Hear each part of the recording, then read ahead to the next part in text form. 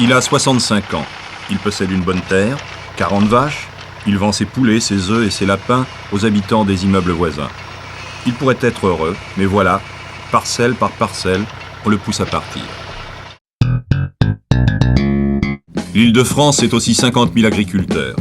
1% de la population active de notre pays, 2% de la surface agricole française, 7% de la production nationale, voilà le score des 14 000 exploitations de la région parisienne. 4 000 hautement mécanisés font plus de 50 hectares. Là est le grenier de l'Île-de-France. On y cultive également de la betterave. Les autres, quelques 3 500, entre 10 et 50 hectares, ont une vocation d'élevage. Les dernières, nettement plus petites, environ 6 500, sont spécialisées à l'extrême. C'est là où l'on pratique la culture maraîchère et que sont surveillés avec un soin jaloux les vergers et les pépinières. Notre urbanisme boulimique menace cette campagne et les exploitations agricoles.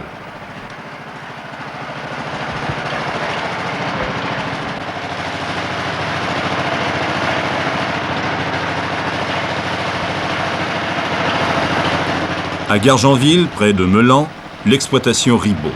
Il y a là le père, la mère, le fils et son épouse. Ici, chez les Ribaud, on s'est spécialisé dans les oignons. Monsieur Ribaud père déclare « C'est fou ce que les Parisiens consomment comme oignons ». Chaque jour, de Gargenville pour Rungis, partent des camions lourdement chargés. La ferme Ribaud est en pleine campagne, assez loin de l'urbanisation. Mais à long terme, des projets d'autoroute qui risquent de traverser les terres.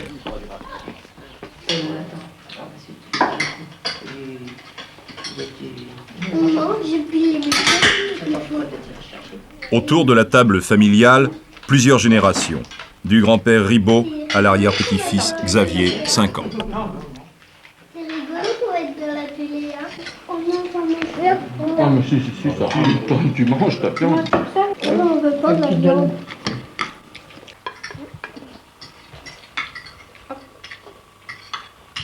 Il vient de la société, là. Aujourd'hui, on n'est même pas dimanche. On n'est même pas dimanche, puis même lundi quand même, hein. Tu vois. T'en as de la chance. On paye aussi, hein. Monsieur Ribaud, est-ce que vous auriez été déçu si votre fils n'avait pas repris l'exploitation?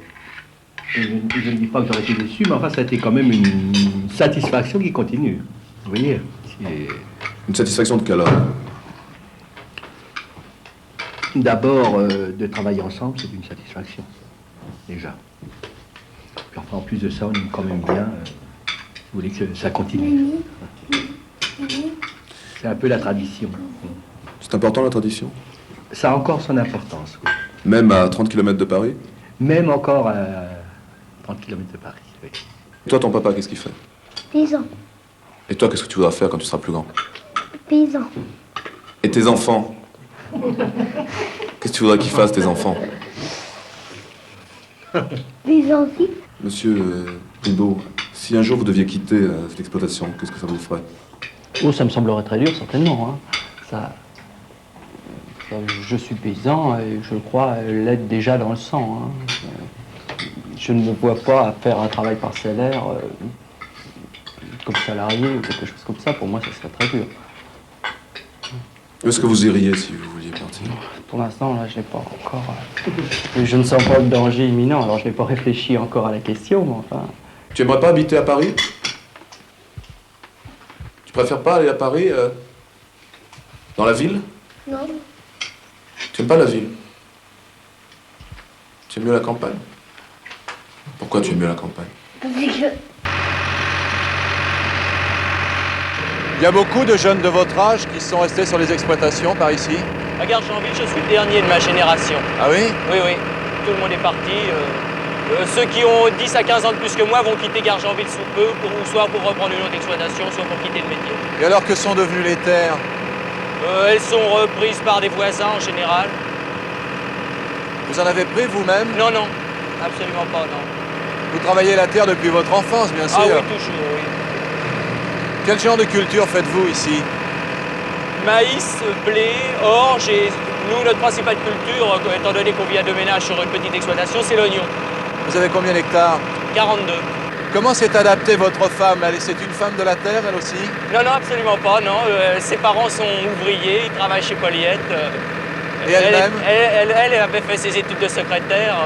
Elle était secrétaire, elle travaillait comme secrétaire d'intendance universitaire. Vous avez réussi à convaincre la terre Oh, il n'y avait pas d'animaux, alors ça n'a pas posé de gros problèmes. Est-ce que vous avez l'impression d'être la dernière génération d'agriculteurs ou est-ce que votre fils sera lui aussi un jour agriculteur? À Gargenville, je suis la dernière génération. Je ne pourrais sans doute pas la terminer à Gargenville, hein, comme cultivateur. Et ça ne vous fait pas peur? Pour l'instant, c'est quand même assez lointain, alors... On n'y pense pas trop? Non, on n'y pense pas trop.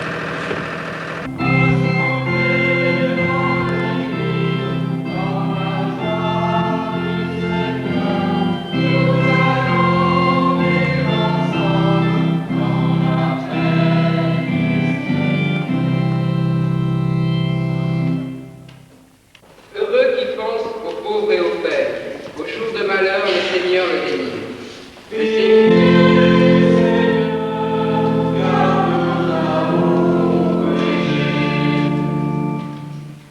Le Seigneur le soutient sur son lit de douleur, il fait tout pour le guérir durant sa maladie.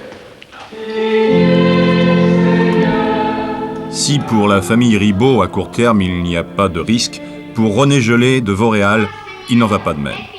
Il sait qu'il est exproprié et que là où il cultive carottes, poireaux et betteraves, seront construits des immeubles. Il doit partir.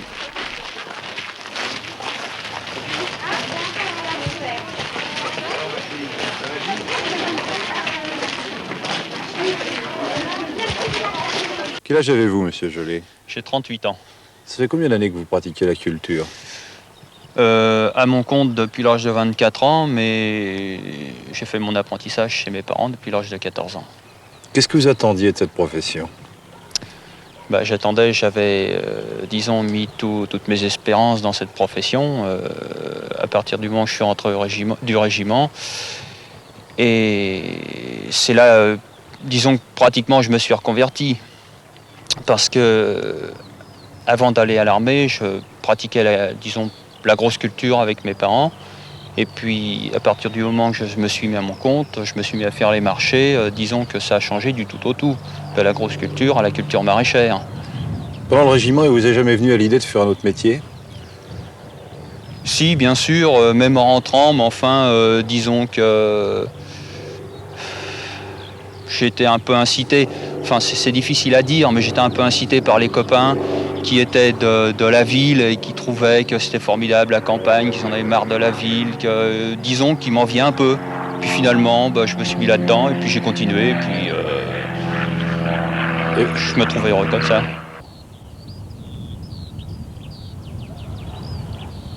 Sur ces terres à poireaux, il va y avoir la ville bientôt. Qu'est-ce que vous allez devenir? Alors là, c'est difficile à dire, hein. Moi, le premier, je me le demande. Du fait de l'exploitation, de mon exploitation, c'est difficile. Je ne le sais pas.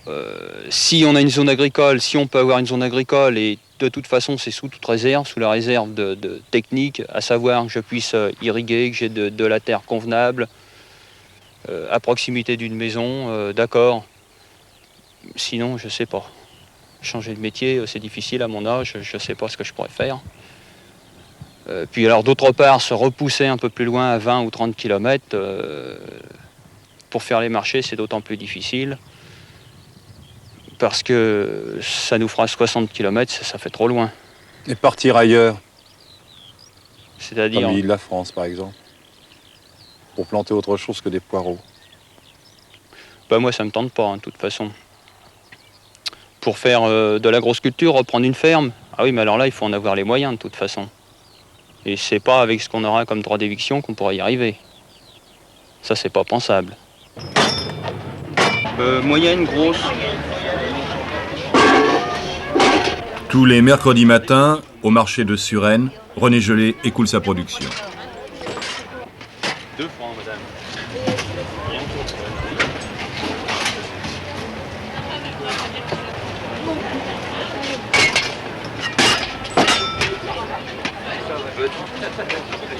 Voilà. Et avec ceci. Finalement, l'agrément pour vous d'être à Vauréal, c'est la proximité des marchés, c'est-à-dire les marchés de Paris, de Suresnes en particulier. Bien sûr, on a une trentaine de kilomètres. Pour nous, c'est un minimum, 30 km, mais enfin, c'est faisable avec un camion. Ça demande...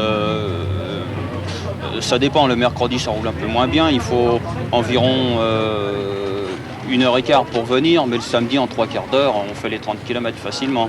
Donc l'expropriation va vous priver de cette proximité du marché. Exactement, s'il faut se repousser encore de 20 ou 30 km, ça va nous faire 60, et puis automatiquement, 60 km, ça fait beaucoup plus de trajet, madame. Un filet, Je vous donne votre filet, oui.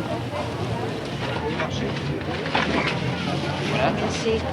Bien sûr, si on se repousse de 20 km, c'est pas dit qu'on trouvera la même qualité de terre. D'ailleurs, aux alentours des grandes villes, il y a beaucoup de maraîchers, et pour la bonne raison que c'est une terre fertile, en principe aux alentours de toutes les grandes villes. Vous avez déjà trouvé la terre de la reconversion, si on peut l'appeler ainsi? Bien non, malheureusement, on essaie d'avoir des zones de reconversion sur place. Mais Vous regroupiez? oui, enfin par village, si vous voulez, ou groupement de villages, mais enfin, les zones de reconversion, on peut pas en avoir, on peut pas en obtenir comme on voudrait. D'autre part, ce qu'on nous laisserait, je parle au conditionnel, ce qu'on nous laisserait comme zone de reconversion, ça se situerait dans la terre la plus mauvaise. Parce que bien évidemment, sur un terroir, il y a de la terre bonne et de la moins bonne. Enfin, en général, elle est bonne. Mais malgré tout, on nous laisserait dans des zones de reconversion, dans la terre la moins bonne. Ce qui vous obligera à cultiver autre chose que ce que vous avez l'habitude de faire. Oui, par exemple, dans la terre moins bonne, beaucoup plus lourde, il est difficile de faire des poireaux, difficile de les arracher en hiver, plus difficile à travailler également, alors que dans du sable, ça va beaucoup plus facilement.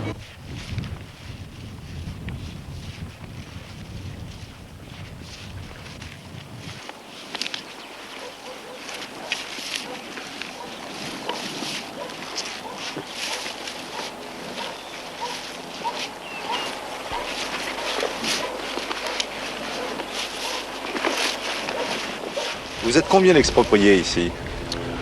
Sur le territoire de la commune de Vauréal, nous sommes 10. Évidemment, ça part d'une moyenne d'âge de 38 ans à 70 ans, disons. Le plus grave, j'imagine que c'est pour ceux qui ont 70 ans. Non, pas du tout. Pour les gens de 70 ans, il n'y a pas de problème, leur carrière est terminée. Les gens de 63 ou 64 ans, c'est la même chose, ils termineront. Mais le plus dramatique, c'est pour les gens de, disons, entre 38 et 44 ans. Et il y en a 6 de compris dans ces âges-là. La petite mairie de Jouy-le-Moutier, dans le périmètre de la ville nouvelle de Cergy-Pontoise. Un soir de la semaine, et cela arrive souvent. 4 agriculteurs expropriés et réinstallés dans des zones de reconversion temporaire de la ville nouvelle se retrouvent pour évoquer leurs problèmes. Dans une histoire comme ça, hein, s'il y a une reconversion qui est possible, c'est sur place. Ou alors il faut partir à 200 km et s'en aller faire autre chose, s'intégrer dans un autre système culturel, par exemple au bord de la Loire ou à Perpignan ou je sais où. Ah oui, alors il faut partir. Il y a des inconvénients. Ah ben oui, d'accord. C'est certain. Il y en a qui l'ont fait, mais ils ont eu beaucoup de courage et puis ils n'ont pas toujours réussi, il faut dire. Non, ça c'est sûr. C'est pour ça qu'à Cergy, n'importement, on a tenu à avoir ces zones-là et à les faire reconnaître au plan d'urbanisme intercommunal 41. Et on a essayé de voir à long terme en demandant d'avoir la possibilité de construire même une maison unifamiliale et des bâtiments d'exploitation sur un lot de 5000 m² dans ces zones agricoles, ce qui permettrait dans l'avenir, éventuellement, si on a des enfants qui veulent s'établir, de faire comme on voit les zones qui sont en France, n'importe comment, d'avoir une zone horticole avec la maison d'habitation, les dépendances qui se trouvent à côté, et le terrain autour d'une façon la plus rationnelle possible. Alors là, et encore, à condition que le terrain soit valable, d'une part. Ah oui, parce que ça c'est sûr, le terrain faut qu'il soit valable. Il faut que le terrain corresponde. Ah mais là on est obligé de refaire des aménagements pour quand même donner à ce terrain sa destinée de culture légumière et qui deviendra de plus en plus intensive. Mais enfin, on a conservé quand même ça dans ce but-là et on est resté dans le pays on a quand même resté avec sa famille, avec tous les attaches qu'on peut avoir et toutes les constructions qui Bon, y étaient. alors, il y a autre chose à Cergy. Là, Maintenant, c'est peut-être pas possible partout. Il y a des exploitants qui voudront jamais, à partir du moment où on cultive 30 ou 35 hectares, non pas s'abaisser, mais faire ce type de culture-là. C'est pas une question de s'abaisser, ils s'y feront pas, c'est spécial la culture maraîchère. Le gars qui fait des céréales, qui fait des pommes de terre, qui fait des choux et des oignons, comme ça se pratique chez nous, aussi bien à Vauréal qu'à Jouy, et c'est le type de culture courant, sur une moyenne de 15 hectares, et bien ce gars-là, vraiment à part quelques exceptions, et bien ces gars-là, ce sera difficile, sinon impossible, de leur faire cultiver 5 hectares. Qu'est-ce que ça représente pour vous, 4 hectares de poireaux contre 200 ou 500 habitants qui habiteront sur place? C'est difficile à dire, hein. Si vous voulez, c'est un problème général contre un problème particulier, mais enfin, pour moi, c'est la mort lente, c'est la mort, disons.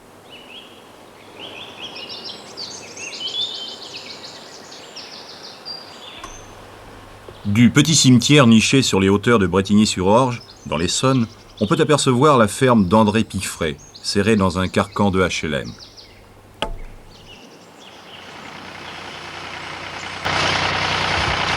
Il a 65 ans. Il possède une bonne terre, 40 vaches. Il vend ses poulets, ses œufs et ses lapins aux habitants des immeubles voisins. Il pourrait être heureux, mais voilà, parcelle par parcelle, on le pousse à partir.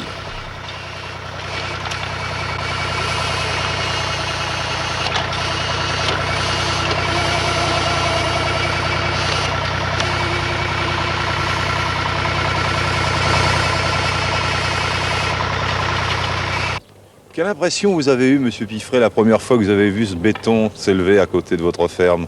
Vous savez, ça a été la première surprise. Nous étions habitués en somme au calme. Parfois, ça a créé une certaine animation dans le secteur. Nous nous y adaptons progressivement, mais enfin avec toutes les servitudes que ça peut comporter. Il vous est arrivé de penser à votre père, à vos parents, savoir ce qu'ils se diraient? Ça nous arrive souvent. Voulez-vous, mais l'évolution est là, il faut s'y adapter, il faut prendre le train en marche.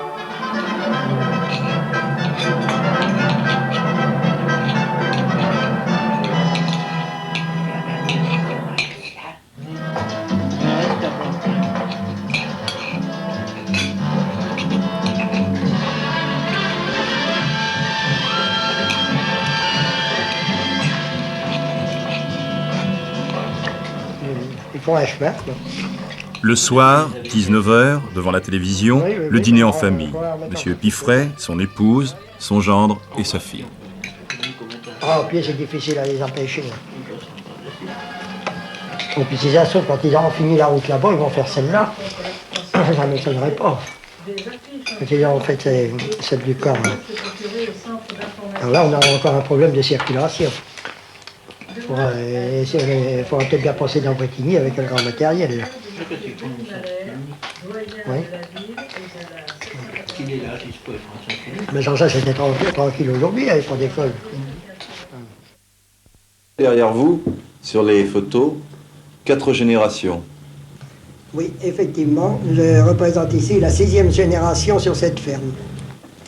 Elle faisait combien d'hectares cette exploitation à l'origine? Nous avons débuté très petit.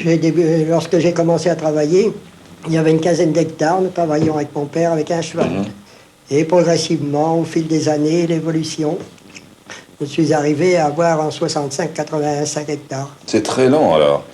C'est très lent, ça a été une progression très lente, à la force du poignet, comme on dit.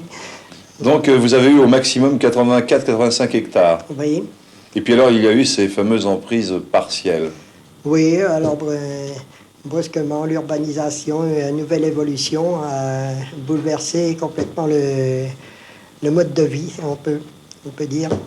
Alors nous subissons des emprises progressives. C'est-à-dire? C'est-à-dire une emprise partielle, c'est d'abord une parcelle de terrain qui vous est prise sur une plus grande parcelle ou qui est prélevée sur l'exploitation et qui en réduit à la superficie avec comme conséquence les revenus, on diminue les revenus. Vous êtes prévenu à chaque fois qu'on vous fait ces prélèvements, c'est une sorte de gangrène en fait. Bien évidemment, c'est une gangrène d'autant plus préjudiciable que nous ne pouvons pas prévoir à quel moment cela va se produire. Même actuellement, il y a des plans d'occupation des sols qui vont sortir et qui vont nous fixer sur la destination de nos sols, mais quant au délai, ce n'est encore pas réglé. Et c'est ça, nous travaillons en somme au jour le jour, avec toute l'incertitude que ça peut se comporter et ses conséquences. Depuis 1965, on vous en a enlevé beaucoup. Depuis 1965, 16% de mon exploitation est partie à l'urbanisation. Dis donc, ça fait du 3% par an. Ça. Oui, 3% par an. Alors vous voyez, à cette cadence, l'échéance se situerait dans une vingtaine d'années. L'échéance doit se trouver avant de toute façon, car si vous réduisez de moitié votre exploitation, j'imagine qu'on ne peut pas vivre de la même manière. Et non, et c'est là tout le drame de la corporation dans ce domaine-là. Il faudra quand même subsister, il faudra quand même continuer, mais alors il faudra ou trouver une autre exploitation, mais où, dans un rayon de 100 km, toutes les fermes sont déjà prises depuis que l'urbanisation est en ce moment en cours dans la région parisienne, ou alors trouver un emploi parallèle. Mais alors ça demande une reconversion, un reclassement, une formation nouvelle. Et par exemple, pour moi, l'affaire est réglée, je vais arriver à la retraite. Mais pour mon gendre qui va arriver à 40 ans, il a 35 ans actuellement, eh bien, c'est un problème crucial.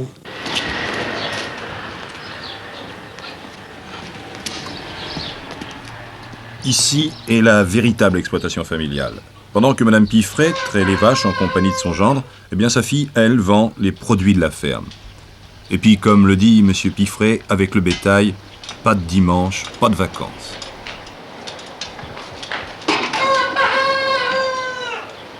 Le drame sentimental, comme je vous l'ai dit tout à l'heure, il existe, mais nous n'avons pas le droit d'en parler. On ne veut absolument pas en entendre parler. Les interlocuteurs que nous avons ne peuvent pas nous comprendre parce qu'ils obéissent quand même à des règles qui sont trop rigides. Le côté humain n'existe pas. On l'ignore. Alors que voulez-vous dans des conditions comme ça? Qu'est-ce qu'il faut faire? On ne peut tout de même pas employer l'épreuve de force. Ça sera normal, c'est pas dans notre tempérament. Alors on subit, mais on en souffre. Vos petits-enfants, qu'est-ce que vous leur dites? Vous leur dites tu seras un jour paysan comme moi ou vous leur dites fais autre chose? Non, parce que moi je ne détournerai jamais de la terre, parce que si c'était à recommencer, je recommencerai.